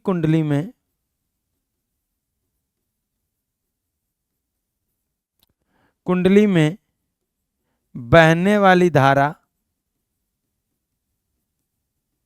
एकांक हो। पूरे की पूरी एक ही डेफिनेशन है। अब लिख लो, टाइम तो लगेगा बबुआ, लेकिन चीज तो अच्छी पढ़ोगे ना। बोलो बात समझ में आई कि नहीं आई?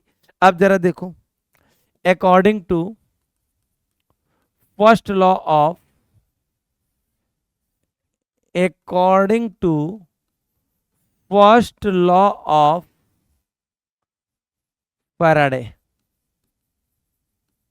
फैराडे, जरा ध्यान से सुनना।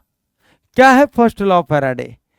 E बराबर माइनस का n डेल्टा फाई अपॉन में डेल्टा टी। ध्यान से सुनना। अब बताओ किसका फ्लक्स चेंज करवा रहे हो? सेकंड का, तो n नहीं लिखोगे, n2 delta phi two upon में डेल्टा टी। अच्छा, अब आप ही लोग इस लाइन से जरा सोच कर बताओ, जैसा पहले किया था, n2 डेल्टा फाई टू की जगह m डेल्टा I1 करोगे। क्यों? ये इक्वेशन बताती है करंट को चेंज करा तो सेकेंडरी कॉइल का फ्लक्स चेंज हुआ, सेकेंडरी कॉइल का फ्लक्स चेंज होने के कारण उसमें इंड्यूस्ड ईएमएफ प्रोड्यूस हुई, प्रेरित विद्युत वाहक बल उत्पन्न हुआ। अब देखो, E बराबर minus n2 delta phi to की जगह लिखेंगे m डेल्टा I1 अपॉन में delta T.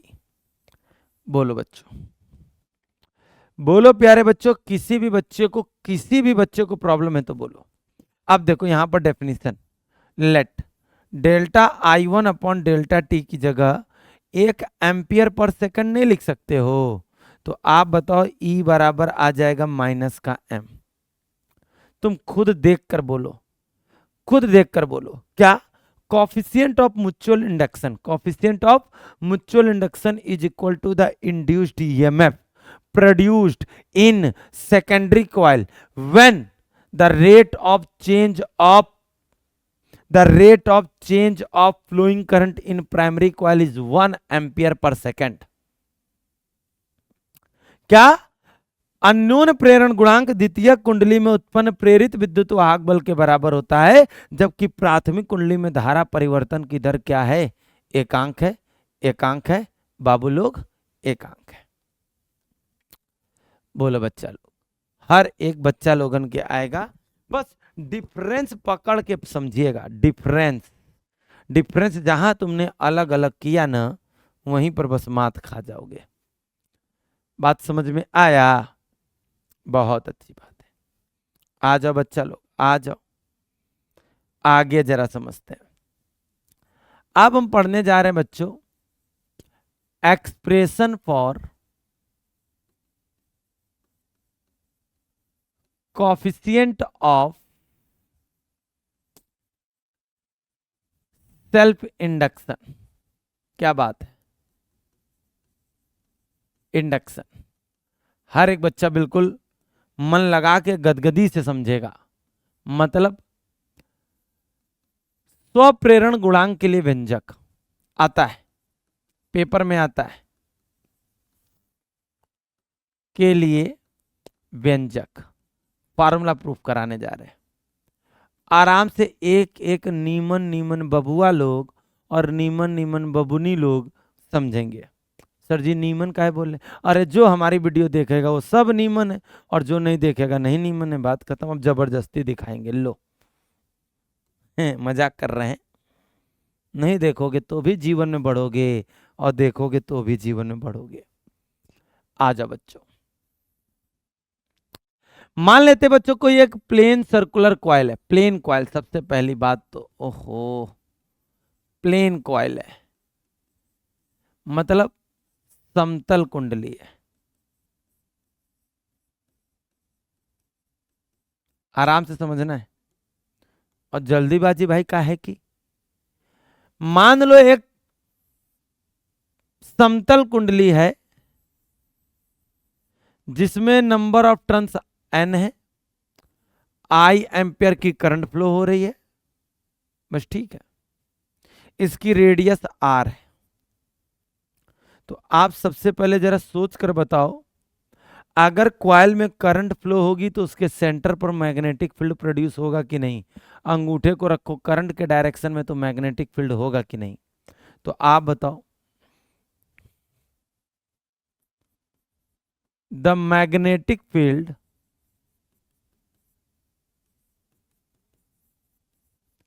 produced at center of coil, आराम से पढ़िएगा, सेंटर ऑफ कॉइल। आप बताओ कुंडली के केंद्र पर उत्पन्न चुंबकीय क्षेत्र क्या होगा? सभी प्यारे बच्चे, कुंडली के केंद्र पर उत्पन्न चुंबकीय क्षेत्र होगा मेरे बाबू लोग mu naught N I upon में एल, सॉरी 2r। कुंडली की बात हो रही है, समझे? Very good. अच्छा बताओ, मैग्नेटिक फील्ड तो अंदर की ओर होगा बाबू लोग, बोलो। तो आप बताओ एरिया ऑफ कॉइल क्या होगा? एरिया ऑफ कॉइल, कुंडली का क्षेत्रफल क्या होगा? सभी लोग ए होगा, आप लिख लो पाई आर स्क्वायर। भाई सर्कुलर कॉइल है, वृत्ताकार कुंडली है, तो आप बताओ पाई आर स्क्वायर होगा। अब आप ही लोग बताओ, अगर एक सेंटर पर मैग्नेटिक फील्ड हो गया है तो फ्लक्स इस कॉइल से गुजरेगा, तो हम लिखेंगे the magnetic flux, the magnetic flux passing through the coil, passing through the coil। आप बताओ कुंडली से गुजरने वाला चुंबकीय फ्लक्स क्या होगा?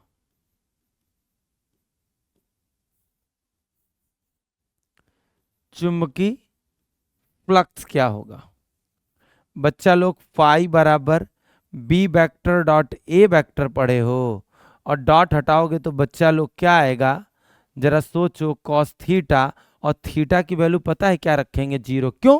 क्योंकि देखो मैग्नेटिक फील्ड अंदर की ओर हो या बाहर की ओर होगा तो इसके क्षेत्रफल के अनुदिश ही कॉइल का एरिया होता है, तार का एरिया नहीं होता है। तो अब देखो क्या बचेगा बच्चा लोग, फाई बराबर बी है। अब चलो बच्चा लोग जल्दी से सोच सोच कर बताओ, फाई बी की वैल्यू क्या ही है? Mu naught N I upon में 2r, इसकी वैल्यू ए। अब चाहो तो रख लो पाई आर स्क्वायर, लो लिख दे रहे हैं हम, ठीक है ना? आगे समझते जाइएगा। अब देखो जरा, पाई बराबर आर से आर कैंसिल कर लो, क्या बचेगा? Mu naught pi R by 2 N into में क्या होगा? आई। और आपको बता दें इसी को ऐसे बनाकर के छोड़ दो। अब देखो आराम से समझो, जल्दीबाजी नहीं है। According to definition of, according to definition of coefficient of self induction, self induction, जरा ध्यान से देखिएगा बच्चों, कोफिशिएंट ऑफ सेल्फ इंडक्शन। ए बाबू लोग जरा ध्यान से सुनो, कॉफिशिएंट ऑफ सेल्फ इंडक्शन की बात करोगे, स्वप्रेरण गुणांक की बात करोगे, तो आप बताओ N phi is equal to में क्या होगा, L I. N phi is equal to में क्या होगा, एल आई। तो अब जरा देखो बच्चों, एन फाई की वैल्यू क्या होगी, mu naught N I upon में 2। जरा ध्यान से सुनो, पढ़ा चुकी है डेफिनेशन। अब देखो फाई की वैल्यू रख रहे हैं, एन, सुनो तो, म्यू नॉट पाई आर था ना, पाई आर बाई में 2 इंटू में एन आई इंटू में एल आई, आई से आई कैंसिल हो जाएगा, तो एल बराबर क्या बचेगा, mu naught pi R by में 2 और एन एन स्क्वायर हो जाएगा। ए बाबू लोग, ये पूरी तरीके से कांस्टेंट है, आप ऐसे ही समझ लो, नहीं तो इसको एक फार्मूला बना करके छोड़ दो और यहां से समझ में आ रहा होगा कि एल जो है वो एन स्क्वायर के डायरेक्टली प्रोपोर्शनल है। बोलो बच्चा लोग। सर जी इधर इतनी जगह का है, छोड़ के चलो, अभी हम बता रहे हैं ना।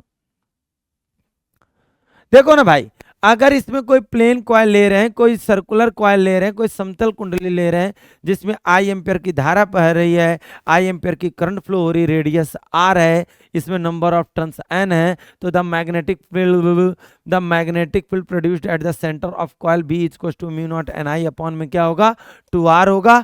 एरिया ऑफ कॉइल होगा ए इक्वल टू में पाई आर स्क्वायर। आप बताओ magnetic flux passing through the coil क्या होगा, फाई बराबर बी डॉट ए, डॉट हटेगा कॉस थीटा आएगा, थीटा जीरो क्यों हुआ, क्योंकि इस कॉइल का एरिया मैग्नेटिक फील्ड के डायरेक्शन में होगा। थीटा जीरो, बी की वैल्यू उठाई, ए की वैल्यू उठाई, रख दिया गुरुजी, रखने के बाद आर से आर कैंसिल हो गया गुरुजी। अब ये बचा, अब आप बताओ, इसको ये छोड़ दो, कॉफिशिएंट ऑफ, आप बताओ इसको क्या बोलते हैं, स्वप्रेरण गुणांक की परिभाषा से, स्वप्रेरण गुणांक की परिभाषा से। आप बात समझ में आई, एन फाई, अब फाई की वैल्यू उठा के धरोगे, आई से आई कैंसिल, ये प्रूवमेंट आ गया। अब यहीं पर एक और ही डेरिवेशन आता है, सुनो लोग, अगर सुनना चाहते हो पिंकी दीदी को बुला लें, बुला लो। यहीं पर अगर प्लेन कॉइल ना बोलकर बच्चों सोलेनोइड बोलता, क्या बोलता, सोलेनोइड, तो सोलेनोइड बाबू लोग यही तो होता है, बोलो। अब उसमें अगर करंट चेंज करोगे तो उसका भी फ्लक्स चेंज होगा कि नहीं होगा, तो आप बताओ सोलेनोइड के सेंटर पर मैग्नेटिक फील्ड क्या होगा, पिंक वाला सोलेनोइड के लिए होगा, परिनालिका के लिए होगा।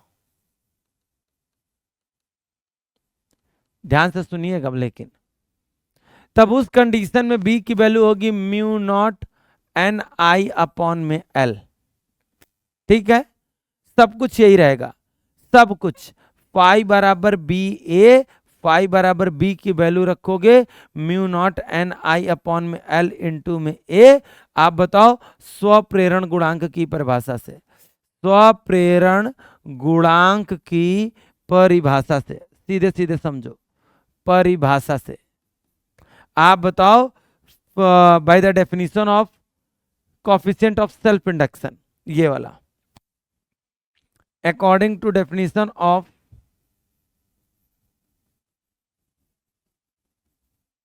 कोएफिशिएंट ऑफ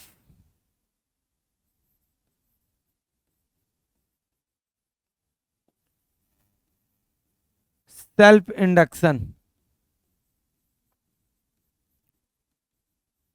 बोलो, according to definition of coefficient of self induction, आप बताओ, जरा सोच कर बताना बच्चों, सोच कर बताना, क्या N phi is equal to में एल आई पढ़े हो, कुछ मत करो, एन फाई की वैल्यू उठाकर रख दो, mu naught N I upon में एल इंटू में ए, एल बराबर में एल इंटू में आई, आई से आई कैंसिल हो जाएगा, बस म्यू नॉट ए अपॉन में एल इंटू में एन स्क्वायर, पूरा का पूरा सेम प्रूवमेंट जाएगा, बस ध्यान में रखिएगा, इस तरीके से फॉर्मेट जाएगा हमारा सोलेनोइड के लिए।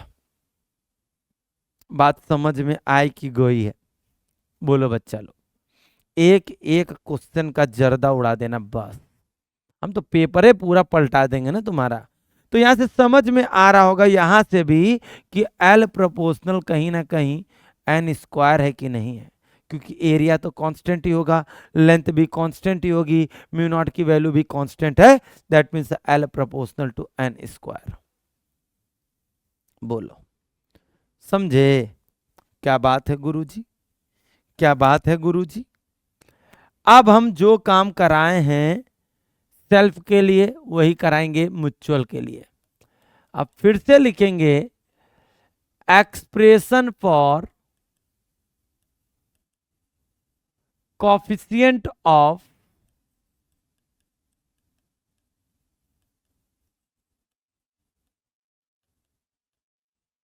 Mutual induction.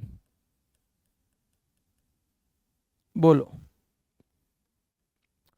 आप बताओ अन्योन प्रेरण गुणांक के लिए व्यंजक। अन्योन प्रेरण गुणांक के लिए व्यंजक।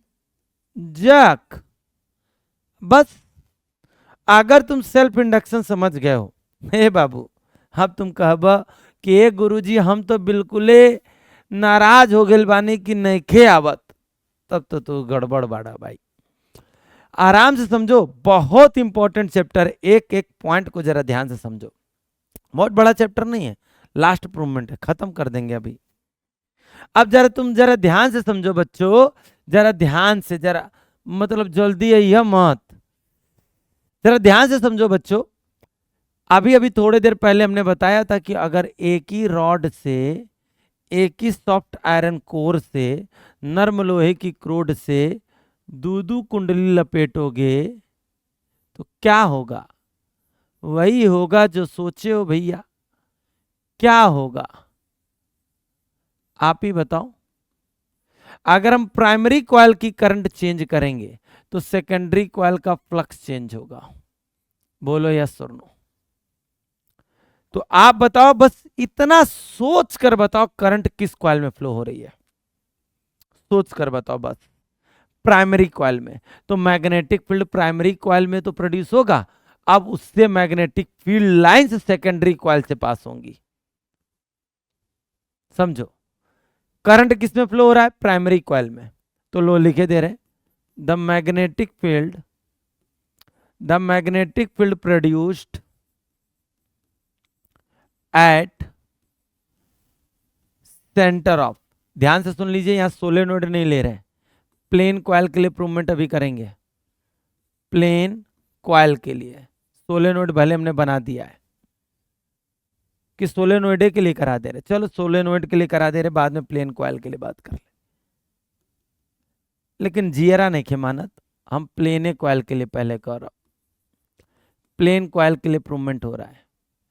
तो आप बताओ the magnetic field produced at the centre of, बस यहां पर ये एक चीज लिखनी होगी, कौन सी कॉइल है? Primary coil. प्राथमिक कुंडली के केंद्र पर उत्पन्न चुंबकीय क्षेत्र क्या होगा? सोच कर बताओ, जल्दीबाजी नहीं है। सर जी सोचना क्या है, आप ही ने बताया था mu naught N1 I upon में 2R, बस हो गया। आप बताओ एरिया ऑफ कॉइल क्या होगा? एरिया ऑफ कौन सी कॉइल, किससे फ्लक्स चेंज होगा? अरे यार कंफ्यूजन कर रहे हो, हमको नहीं अपने आप को। आप बताओ फ्लक्स किससे चेंज होगा? सेकेंडरी कॉइल से। तो एरिया ऑफ क्या लिखोगे? Secondary coil. द्वितीयक कुंडली का क्षेत्रफल, कुंडली का क्षेत्रफल आराम से देखना। आप बताओ A2, अगर दोनों कॉइल की रेडियस सेम होगी तो आप लिख देना पाई आर स्क्वायर, कोई दिक्कत नहीं है, ठीक है ना, आराम से। अगर रेडियस सेम है, अगर इसकी और इसकी रेडियस सेम है तो सामने, अब बताओ मैग्नेटिक फ्लक्स से गुजरेगा, तो लिखोगे the magnetic flux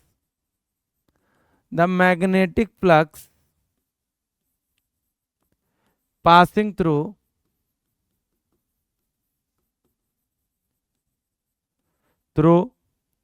secondary coil.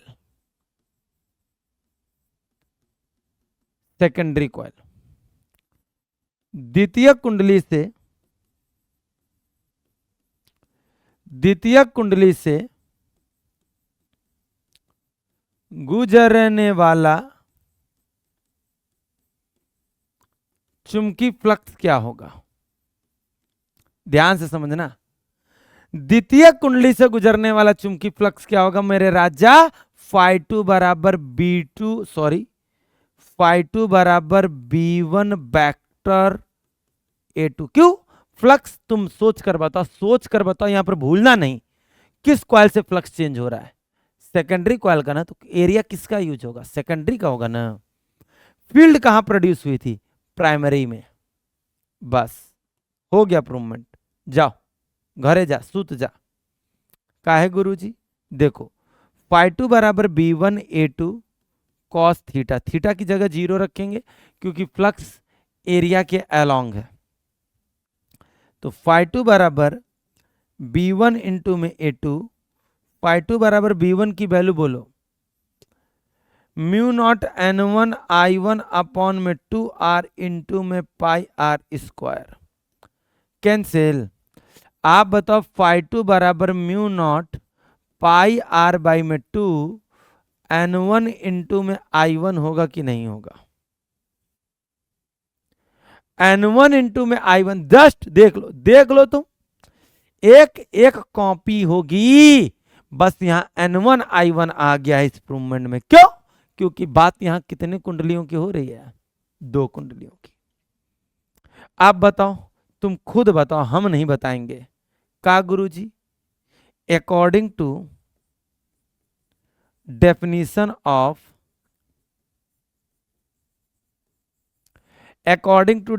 Of coefficient of, हटाओ डायरेक्ट लिख दे रहे हैं, according to definition of M coefficient of mutual induction.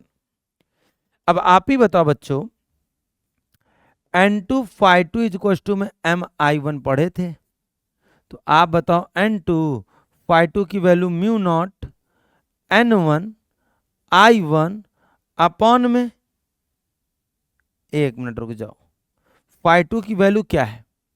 Mu naught pi R by 2 N1 I1 is to में MI1 हो जाएगा। देखो ये वैल्यू पुट कर दी φ2 की, I1 से I1 कैंसिल, तो M बराबर होगा mu naught pi R by 2 N1 into में क्या होगा?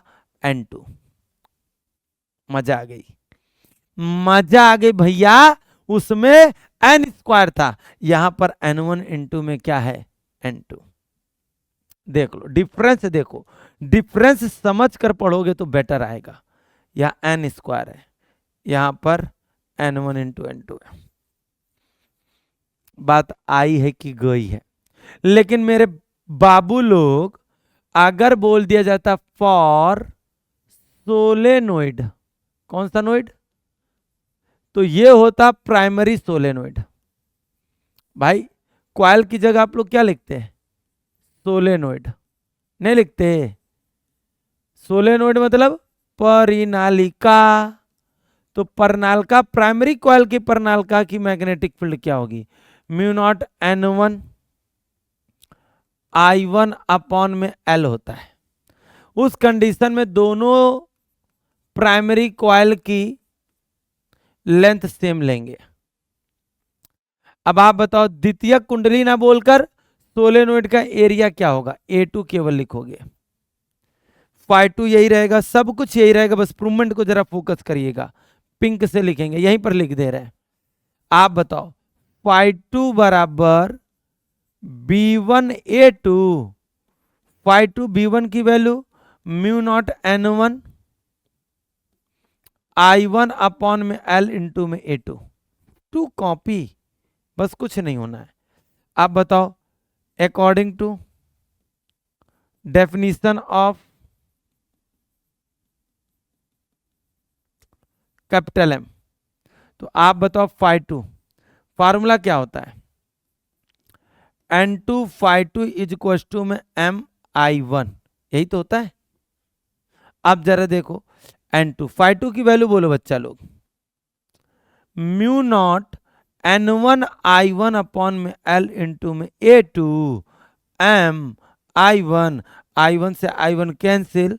आप बताओ म्यू नॉट A2 अपॉन में L इंटू में N1 इंटू में N2। दिखा दे तुमको प्रूवमेंट, ये देखो mu naught A upon L into में N स्क्वायर, और इधर क्या आ रहा है म्यू नॉट A2 अपॉन में L N1 इंटू में क्या N2। बोलो बच्चा लोग, बात बूझे कि नहीं बूझे, एक एक कॉन्सेप्ट को समझे कि नहीं। बड़ा मतलब जानदार चैप्टर है, जान से जानदार। क्या बात है गुरुजी, मजा आ गई, मजा आएगी ना, हम बोल रहे मजा आएगी। बहुत अच्छे, चलते इसके लास्ट प्रूवमेंट में। जैसे प्रतिरोधों का संयोजन होता है, रेसिस्टेंस का कॉम्बिनेशन होता है, कैपेसिटर का कॉम्बिनेशन होता है, इसमें भी प्रेरकों का कॉम्बिनेशन होता है, इंडक्टर्स का कॉम्बिनेशन होता है। एक बार हम इनको सीरीज में कनेक्ट करेंगे तो एक बार इनको हम किस में कनेक्ट करेंगे, पैरेलल में। आराम से समझना है, जल्दीबाजी नहीं करनी है। हाँ बस ये तो बात है, जल्दीबाजी नहीं करनी है। अब आप ही बताओ, अगर हम इसमें कोई करंट फ्लो करेंगे तो तीनों में से दोनों में, मान लेते हैं दो कॉइल है जिनके इंडक्टेंस L1 और L2 हैं, दो कुंडलियां हैं जिनके स्वप्रेरण गुणांक L1 और L2 हैं, प्रेरकत्व तो L1 और L2 है। बहुत आराम से समझिएगा, इसमें इंड्यूस्ड ईएमएफ E1 होगी, इसमें इंड्यूस्ड E2 होगी। जबकि जब हम इसमें करंट फ्लो करेंगे तो इधर करंट I1 जाएगा, इसमें करंट I2 जाएगा। अब आप बताओ दोनों में इंड्यूस्ड ईएमएफ क्या होगा, सेम होगा। क्यों? क्योंकि समांतर क्रम में विभवांतर कभी अलग अलग नहीं होते। अब आप बताओ कुल प्रेरित विद्युत वाहक बल E बराबर E1 प्लस E2 होगा। आप बताओ E की जगह क्या लिखोगे, माइनस का L, जरा ध्यान से समझना, D I delta I upon में डेल्टा टी, इसी को इंटीग्रल फॉर्म में लिखोगे तो डी आई अपॉन में डेल्टा टी। जरा ध्यान से सुनना, ये है L1, ये होगा बच्चा लोग जरा ध्यान से सुनना, ए बाबा ये क्या होगा माइनस का L2 डी आई अपॉन में डी टी, क्योंकि दोनों सीरीज में है, दोनों में एक साथ करंट फ्लो होगी। तो आप बताओ E बराबर माइनस का D i upon D T common कर लो तो अंदर बचेगा L1 प्लस का L2। अब जरा देखो E बराबर माइनस का डी आई अपॉन में डी टी नहीं लिख सकते हो, L1 प्लस L2। अब देखो E बराबर माइनस का L डी आई अपॉन में डी टी, और E अपॉन में माइनस का D i upon D T की जगह L नहीं लिख सकते हैं, तो L बराबर हो जाएगा L1 प्लस क्या L2। बात समझ में आई, बात समझ में आई, कुछ है ये नहीं खे ना। अब ये देखो पैरेलल कॉम्बिनेशन में है तो करंट चेंज हो रही, तो टोटल करंट कैसे निकालेंगे, I1 प्लस I2 से। आता नहीं है पेपर में, बस पढ़ा दे रहे कि तो के लागी कि पूरा का पूरा सिलेबस से पढ़ा दिए। अब जरा देखो बच्चों I, अच्छा आप सभी लोग जानते हो E बराबर माइनस का L डी आई अपॉन में डी टी, ठीक है ना। अब यहां पर जरा ध्यान से सुनना, करंट चेंज करेंगे तभी फ्लक्स भी चेंज होगा, तो हम लिख रहे हैं डी आई अपॉन में d t, d i one upon में d t, d i two upon में डी टी, टी के रिस्पेक्ट में डिफ्रेंशिएट कर दिए, टी के सापेक्ष अवकलन कर दिए। अब बताओ D i upon D T की जगह क्या लिख सकते हैं, जल्दी जल्दी बताइएगा, नहीं तो मार भी खा जाएंगे आप लोग। इसकी जगह सर जी हम लिखेंगे ई अपॉन में -L1। इसकी जगह गुरुजी लिखेंगे ई अपॉन माइनस का L2। देखना है जैसे D i upon D T की जगह ई अपॉन -L नहीं होगा, तो प्राइमरी कॉइल के लिए ई अपॉन L1, सेकेंडरी कॉइल के लिए ई अपॉन L2। अब जरा देखो, ध्यान से देखना, डी आई अपॉन में डी टी इजक्वल टू में माइनस का ई कॉमन करोगे तो 1/L1 प्लस 1/L2। अब जरा देखो, डी आई अपॉन में डी टी पूरे के अपॉन में माइनस का ई बराबर 1/L1 प्लस 1/L2। और जरा देखो बच्चों, हम लोग 1/L की जगह D i upon D T upon में माइनस ई नहीं लिख सकते हैं? प्रॉब्लम हो रही है, आराम से देखो ना, इसको ऐसे ही रख रहे हैं, ई को नीचे भेज दे रहे हैं। तो जरा देखो, इसकी जगह हम लोग क्या लिख सकते हैं? इसकी जगह लिख सकते हैं 1/L, 1/L1 प्लस 1/L2। ये है बच्चों समांतर क्रम, ये है श्रेणी क्रम, ये है सीरीज कॉम्बिनेशन, ये है श्रेणी क्रम, और ये है बच्चों दो इंडक्टर का पैरेलल कॉम्बिनेशन, मतलब मेरे राजा समांतर क्रम। बोलो बच्चा लोग, पेपर में आता नहीं है लेकिन आना चाहिए आप लोगों को। बोलो, तो आज हम लोगों ने क्या क्या पढ़ा है भाई? आज हम लोगों ने सबसे पहले पेज पर जाकर हम देखते हैं क्या पढ़ा है। आज हमने फैराडेज लॉ भी पढ़ा, मैग्नेटिक फ्लक्स भी पढ़ा, coefficient of auto, self induction भी पढ़ा, और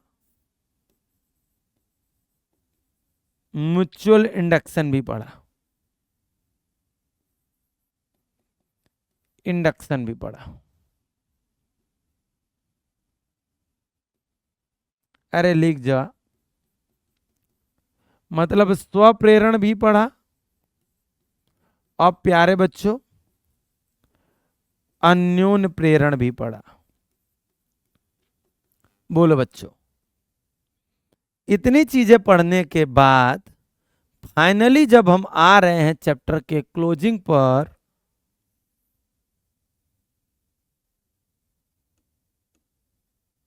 छोड़ो, तो हमने फुल चैप्टर क्लोज किया, जिसमें हमने फैराडेज लॉ पढ़ा, फैराडेज लॉ, कई चीजें पढ़ी, कुल मिला के फुल चैप्टर कंप्लीट किया, फुल चैप्टर कंप्लीट किया। ठीक, होमवर्क के तौर पर फुल रिवाइज करिए, फुल रिवाइज, बस ये है अपना लास्ट पेज। ज्यादा बड़ा चैप्टर नहीं, समझने की क्वालिटी एक लानी पड़ेगी आपको इसमें। अगर वो क्वालिटी आपने मेंटेन कर ली तो आप राजा बाबू, बेटा बाबू, सुगा बाबू, सब कुछ बाबू। अगर मेंटेन नहीं कर पाए तो गड़बड़ है, फिर गड़बड़ है बाबू लोग, गड़बड़ है, बस ध्यान से सुन लो लोग, ठीक बना? हाँ, तो याद रखिएगा बच्चों, ये आपको पढ़ना है, अच्छी तरीके से पढ़ना है, क्योंकि बिहार बदल रहा है। कक्षा 11 वाले बच्चा जबरदस्त आए हैं, पढ़ रहे हैं, और उम्मीद है कि आप भी अब पढ़ोगे, क्योंकि अब बोर्ड एग्जाम पास आ रहे हैं। तो एक एक टॉपिक को क्लियर कर लो। जितने बच्चे क्लियर कर लेंगे बाद में बोलेंगे जय भैया, जय सर, गर्दा उड़ा दिए आप, तो गर्दा उड़ा दिए। तो आज की क्लास, आज के सेशन को यहीं पर समाप्त करते हैं। अगले दिन मिलेंगे फिर से एक नए चैप्टर, जिसका नाम होगा अल्टरनेटिंग करंट, प्रत्यावर्ती धारा। तब तक के लिए सभी प्यारे बच्चों को प्यार भरा नमस्कार एंड शुभ रात्रि एंड गुड नाइट।